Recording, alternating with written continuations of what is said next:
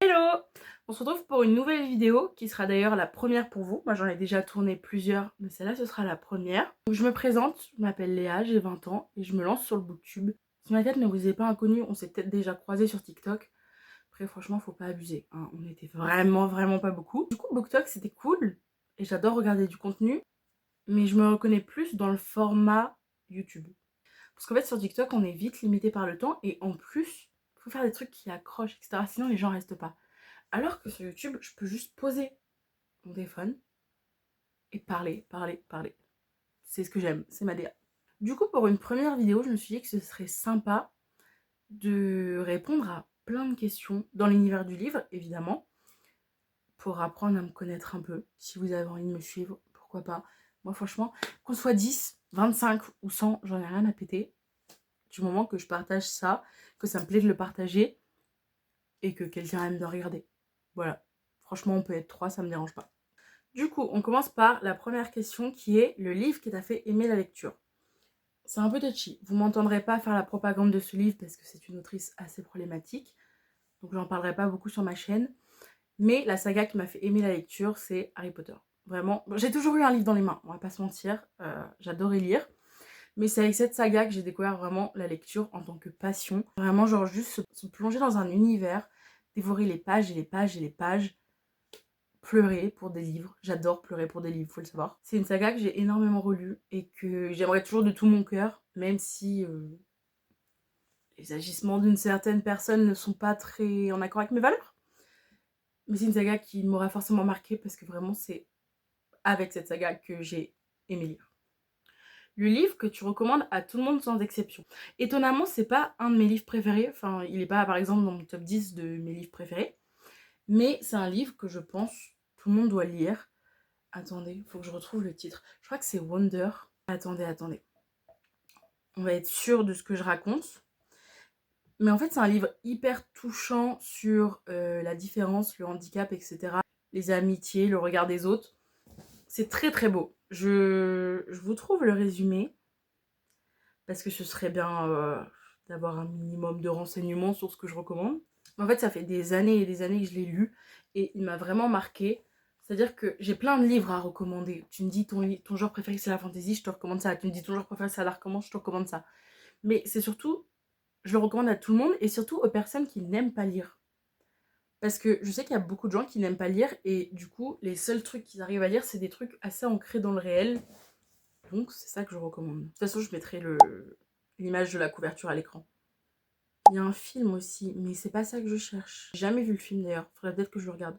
Ça pourrait être bien. Donc, Wonder est un livre écrit par R.J. Palacio, oui c'est ça. Ne jugez pas un livre, entre parenthèses garçon, sur sa couverture, entre parenthèses son apparence. Je m'appelle Auguste, je ne me décrirai pas, quoi que vous imaginiez, c'est sans doute pire. Né avec une malformation faciale, Auguste, 10 ans, n'est jamais allé à l'école. Aujourd'hui, pour la première fois, ses parents l'envoient au collège. Pourra-t-il convaincre les élèves qu'il est comme eux? Le résumé est très sommaire, mais simplement c'est ça, c'est l'histoire d'un enfant qui découvre en fait la vie en communauté, les autres, et du coup le regard des gens, que les gens portent sur lui à cause de sa malformation. Je me souviens plus de tous les détails honnêtement parce que je l'ai lu il y a vraiment très longtemps, mais c'est très touchant. Je sais plus si j'avais pleuré, je pense que si, parce que je pleure tout le temps, mais franchement c'est très beau, j'aime beaucoup. Prochaine question. Ton genre favori? Ça c'est inévitablement la fantaisie. Voilà, la réponse est simple. Tout ce qui est fantaisie, la romantaisie aussi, même si j'aime bien la romantaisie, mais pas tout le temps. Je suis pas hyper fan des romances à la base, donc vraiment, quand la romance prend trop de place sur la fantaisie, ça me dérange. Mais il y a certaines romantaisies qui sont très sympas quand même. Et sinon, la dark fantasy aussi, enfin vraiment l'univers. Après, il y a une époque où je lisais énormément de dark romance, j'aimais bien. Attention, gros trigger warning si vous voulez lire la dark romance. Je veux pas entendre, non mais j'ai 15 ans, j'ai 14 ans, j'ai 13 ans, je suis assez mature pour lire de la dark romance. C'est pas une question d'âge, c'est une question de maturité. Ma belle, si on t'explique que c'est interdit au moins de 18 ans, c'est pour une raison. C'est tout, ça s'arrête là. Moi-même, j'ai lu de la dark romance, certaines dark romances assez jeunes, et faites pas ça. Parce que l'air de rien, même s'il y a des trigger warnings au début, et d'ailleurs c'est pas parce que vous êtes majeur qu'il faut pas lire les trigger warnings, parce qu'il y a plein de sujets qui peuvent nous toucher d'une manière ou d'une autre. Même si je sais que ça n'a pas construit des schémas, etc., des trucs dans ma tête et que ça n'a pas influencé ma vie, faites attention. C'est pas pour rien que c'est interdit au moins de 18 ans. Parce qu'il y a des trucs que vous allez grave normaliser. Et on normalise pas ça dans la vie de tous les jours, dans les relations humaines et encore moins dans les relations amoureuses. S'il vous plaît, faites attention. Ce qui te fait sortir d'une panne de lecture. Alors c'est très marrant parce que j'étais justement en panne de lecture là depuis... Enfin en fait j'ai un peu deux pannes de lecture qui se sont succédées avec une période de 1 mois pendant laquelle j'ai relu. Mais globalement depuis le début de l'année j'ai quasiment rien lu. Là je suis de nouveau dans le rythme à lire énormément, etc. Et moi ce qui me fait sortir d'une panne de lecture c'est toujours de relire un roman, une saga, peu importe, qui m'a marqué, enfin un de mes livres préférés en fait. Tout simplement parce qu'en le relisant tu te rappelles de pourquoi t'aimes la lecture. N'importe quel roman qui m'a touchée d'une manière ou d'une autre et qui est important pour moi, généralement quand je relis un livre que j'ai aimé, ça me sort de ma panne de lecture. Ce qui est fascinant, c'est que des fois je tombe en panne de lecture pendant 5 mois et pendant 5 mois j'ai pas l'idée de me dire ma belle, relis un livre que t'as kiffé, tu sais que ça marche comme ça. Pendant 5 mois je me dis mince, je ne lis plus. Et après je réalise et je fais mais en fait t'es trop bête, pourquoi t'as pas relu ça plus tôt? Bon bref. Parce que après genre je sais que je pourrais lire un livre que je sais pertinemment qu'il va me plaire, mais ça marche pas, j'arrive pas à me plonger dedans, j'ai besoin d'avoir un univers que je connais pour vraiment réussir à me replonger dans la lecture. Globalement, quasiment tous les étés, je suis en panne de lecture. Tu sais, t'es trop content, c'est la fin de l'année scolaire, tu sais que tu vas avoir du temps, enfin moi, les 2 derniers étés, là, j'ai bossé, mais tu sais que t'as plus de temps que d'habitude, t'as plus la pression des examens, t'as plus la pression des partiels, t'as plus la pression des cours, etc.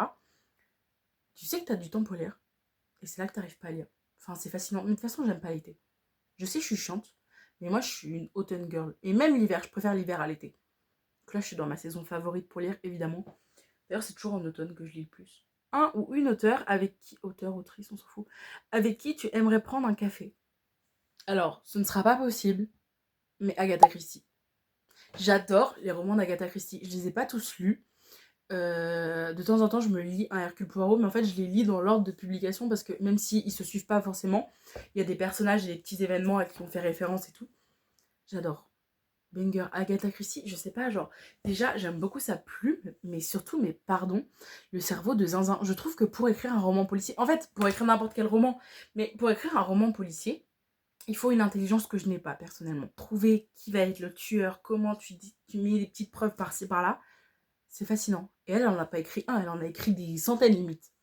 Puis même, le personnage d'Hercule Poirot, mais mon Dieu, ce personnage me fait mourir de rire et me fascine en même temps, j'adore. Agatha Christie, elle a un cerveau, Enfin, je sais pas, et puis elle doit être...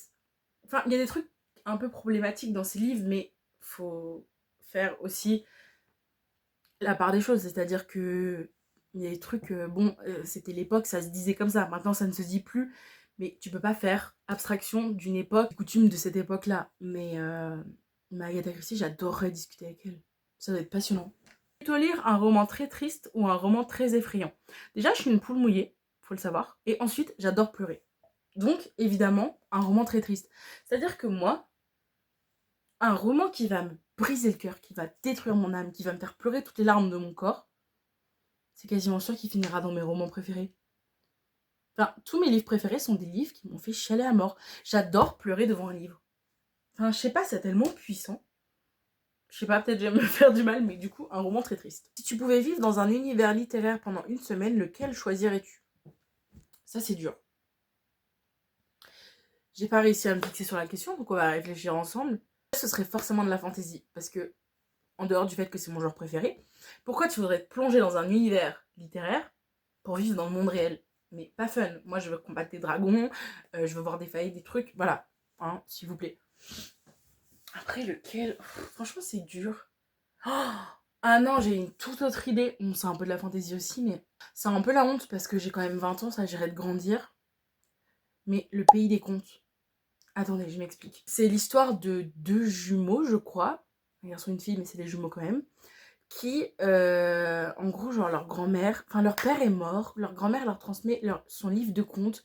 Et en gros, c'est magique. Et en fait, ils vont se retrouver... Ils vont tomber dedans et ils vont se retrouver dans le vrai univers des contes de fées. Cendrillon, le petit chaperon rouge, tout ça. Et je me dis... Banger. Parce que déjà, ma série préférée, faut le savoir, c'est Once Upon a Time. Je sais pas si vous connaissez. C'est pareil, en fait. C'est dans l'univers des contes de fées. Crochet, crochet me manque. Alors en fait, je me dis, parce que si j'avais plongé dans n'importe quel univers, genre pas spécialement littéraire, j'aurais plongé dans Once Upon a Time. Donc, le plus logique, du coup, ça exclut les dragons, etc. Mais quoique, je sais plus. Mais il y a des petites fées. Je pense qu'en fait, que je choisirais ça. En fait, c'est trop bien. Genre, c'est tous les contes de ton enfance et tout. Toutes les princesses, les princes, les héros et tout avec qui on a grandi. Non, banger en vrai. Je choisis ça. Tu peux emmener un seul livre sur une île déserte, lequel?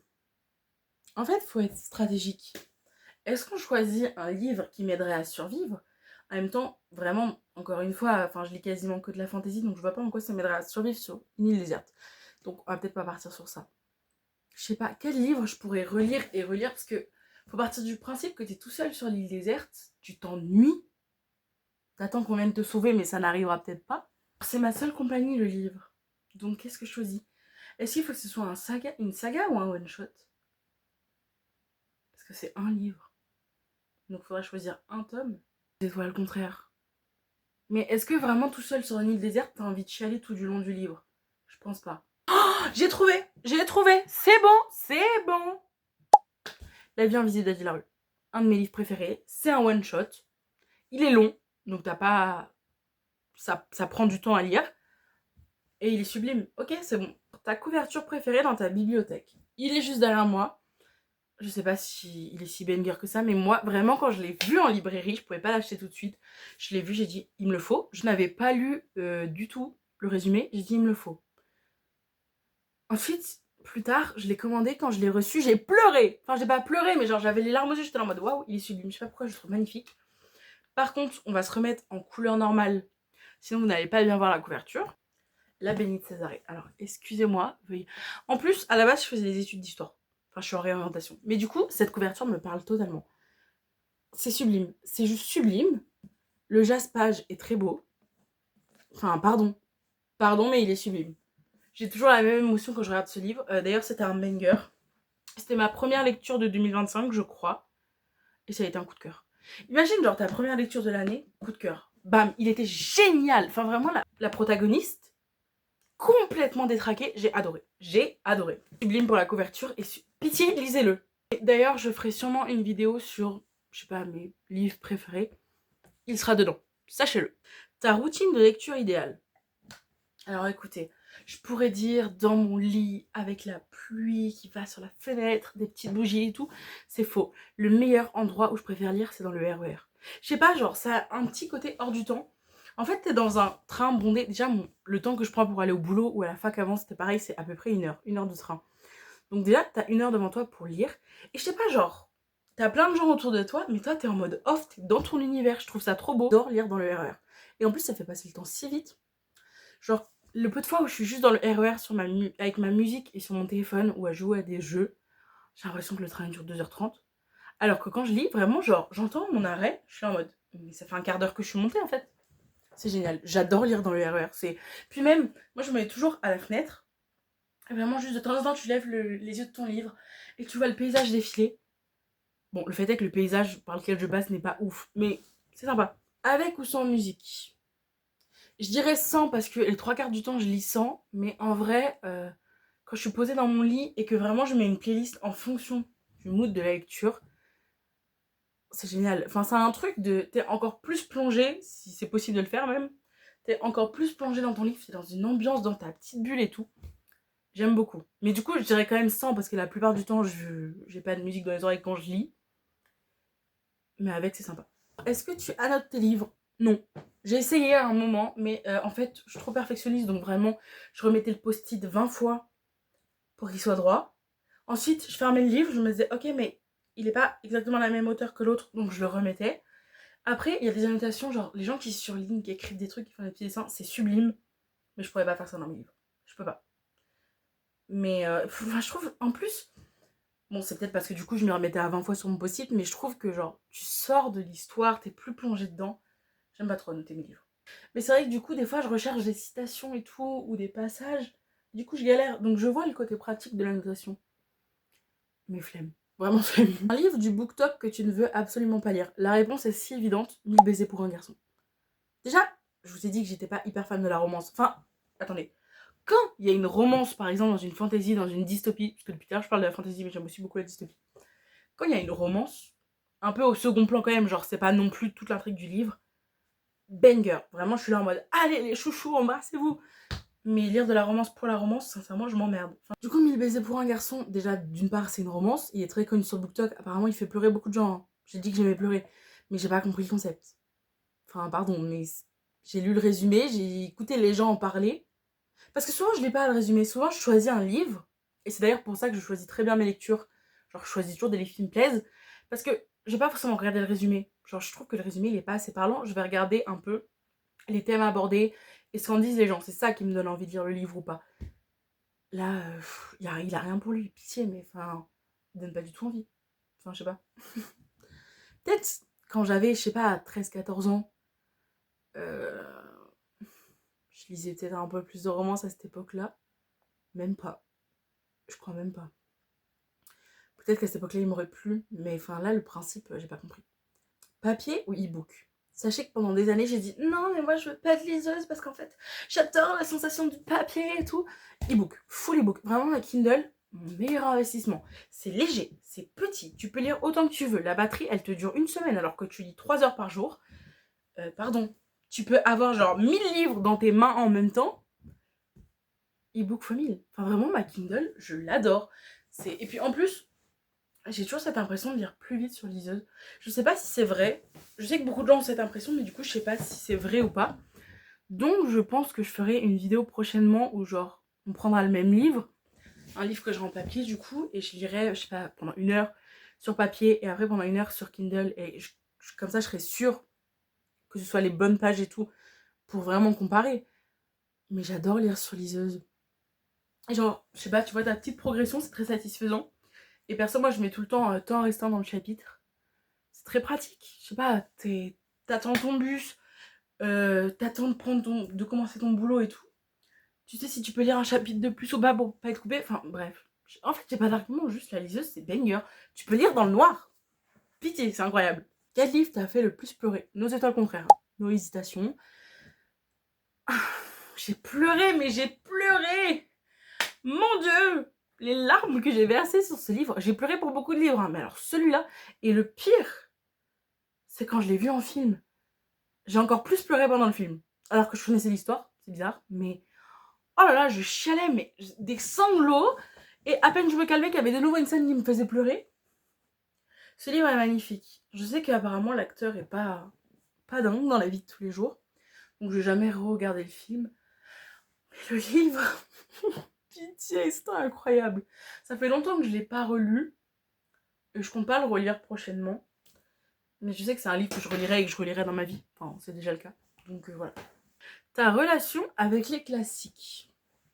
Alors, j'avais beau lire des livres de 500 pages pendant tout le week-end, quand fallait lire un livre en cours, si je le lisais, c'était un exploit. Le problème, c'est que j'en ai une mauvaise image parce que je trouve qu'au collège et au lycée, on nous a pas fait lire forcément les meilleurs classiques. C'est un peu dommage. Je me souviens que par contre, genre, j'avais lu Thérèse Raquin de Zola. J'avais adoré parce que très contemplatif et j'adore la plume de Zola. Du coup, j'avais beaucoup aimé. Mais j'ai pas lu énormément de classiques du coup dans ma vie.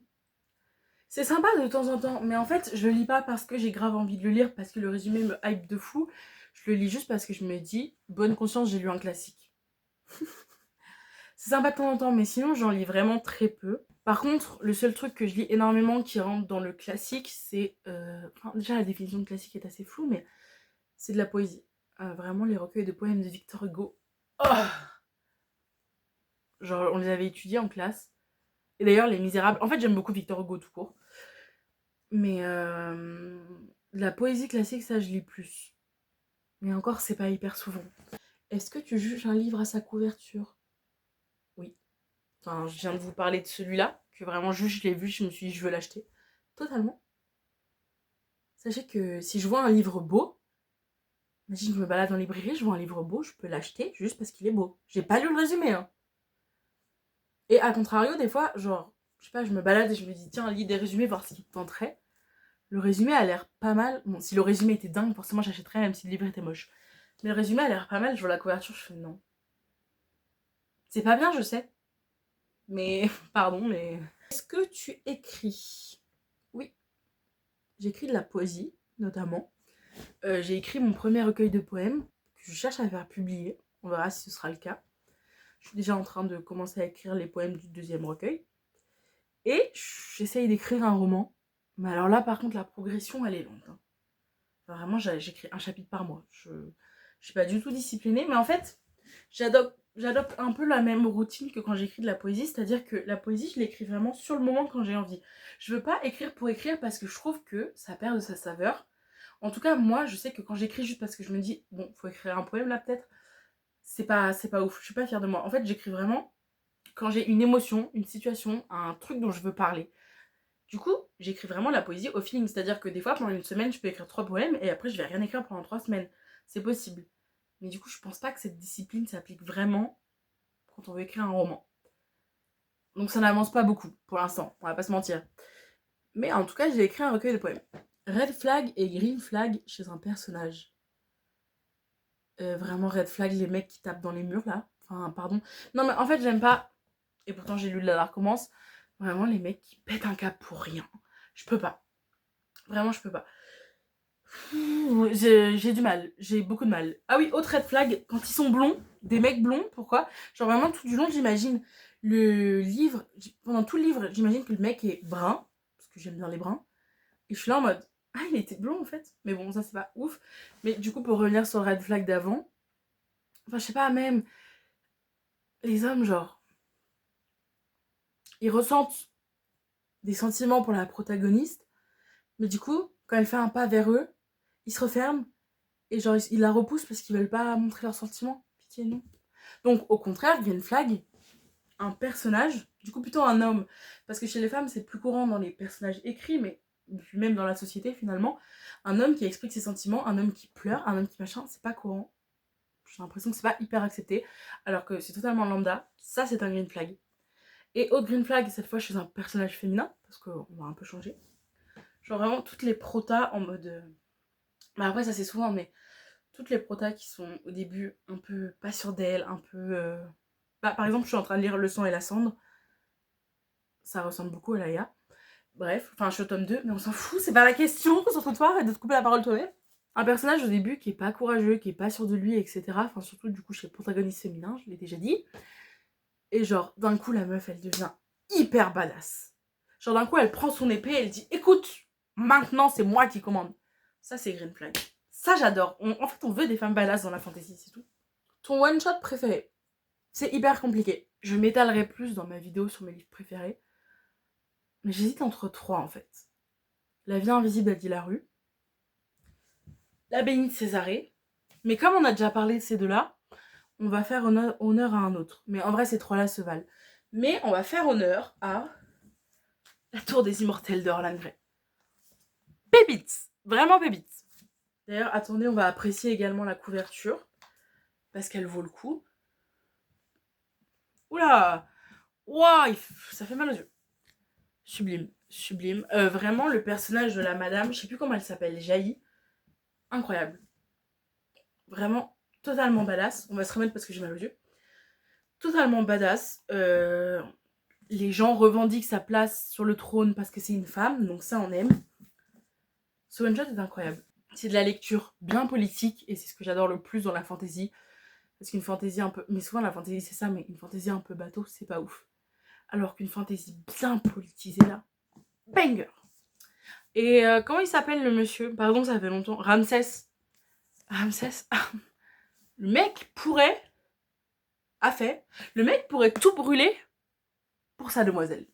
Ah, c'est cringe cette expression. J'adore. Vraiment, j'adore. C'était incroyable de A à Z. L'univers est hyper prenant. Enfin, t'as l'impression d'être dans les dunes de sable en même temps que, genre, les dunes du désert. C'est incroyable. Il va tomber, il va tomber, il va tomber. Tombe pas, bébé, t'es très beau comme ça. Je me pencherai un peu plus sur le sujet dans ma vidéo sur mes livres préférés, encore une fois. Mais mention honorable, il méritait d'être dans cette vidéo. Vers quel rayon vas-tu instinctivement dans une librairie? Je pense qu'on a compris. Si vous n'avez pas compris, soit vous n'avez pas regardé la vidéo, soit vous êtes un peu bête. La fantaisie, évidemment. Surtout qu'en plus, ça rejoint la question sur est-ce que je juge un livre à sa couverture. C'est que les couvertures de fantasy sont souvent magnifiques, surtout les collecteurs et tout. Donc forcément, moi j'arrive dans la librairie, excuse-moi, c'est vers ce rayon-là que je vais. Autant pour le plaisir des yeux que pour ce que je peux trouver. Enfin, vraiment. Et puis, enfin, sincèrement, souvent quand je vais dans une librairie, c'est soit que j'ai un truc précis en tête et 90% c'est de la fantasy, donc quoi qu'il arrive, je vais vers ce rayon. Soit que justement, je sais pas quoi lire. Et que je fais un petit tour pour mettre dans ma wishlist, quitte à mettre sur ma liseuse après et tout. Et comme je sais que c'est mon genre préféré, forcément je vais vers ce rayon-là. Enfin, c'est logique. Ta pire habitude en tant que lectrice. J'utilise n'importe quoi comme marque-page. Vraiment n'importe quoi. Cette télécommande à lumière avec laquelle je joue est souvent un marque-page. Une cuillère, une plaquette de médicaments, n'importe quoi. Alors que j'ai des très beaux marque-pages. Il y a une de mes meilleures amies qui m'en a fait 2, je crois, qui sont sublimes. Mais je ne sais pas où ils sont. Ils sont sûrement dans un des livres que j'ai commencé et que je n'ai pas fini. Ce qui m'arrive souvent quand je tombe en panne de lecture. Bref.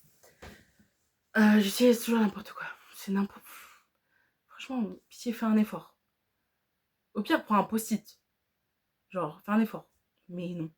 Bon, du coup, ça arrive beaucoup moins vu que maintenant je lis énormément sur ma Kindle. Mais voilà.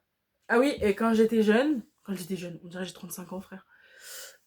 Quand j'étais plus jeune, fut un temps, je cornais mes pages de livres pour marquer ma page quand je n'avais pas de marque-page. C'est criminel. Vraiment, c'est criminel. Un livre que tu as vraiment détesté.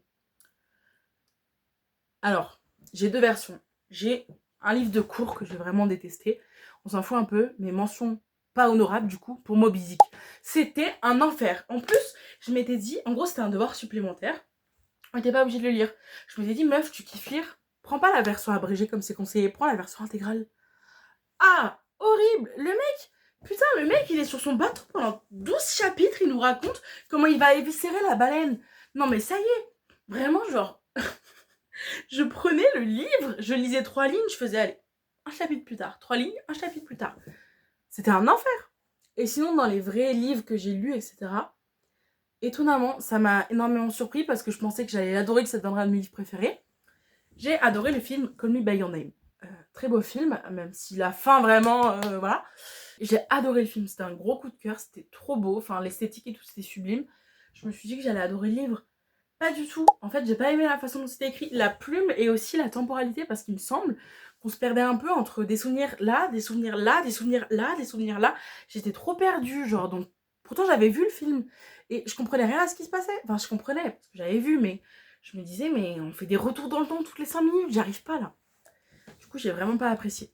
Je crois que je l'ai même pas fini. Ou alors, si, j'ai dû le finir, mais j'ai dû faire un peu comme Moby Dick et lire vraiment entre les lignes, quoi. Enfin, j'ai pas sauté plein de pages, mais j'ai dû lire en diagonale.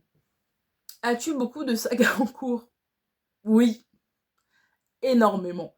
En fait, j'ai un problème, c'est que quand je lis un livre, une saga, le tome 1 du coup, je vais être là en mode waouh, ça va être ma nouvelle saga favorite, j'adore et tout, c'est incroyable.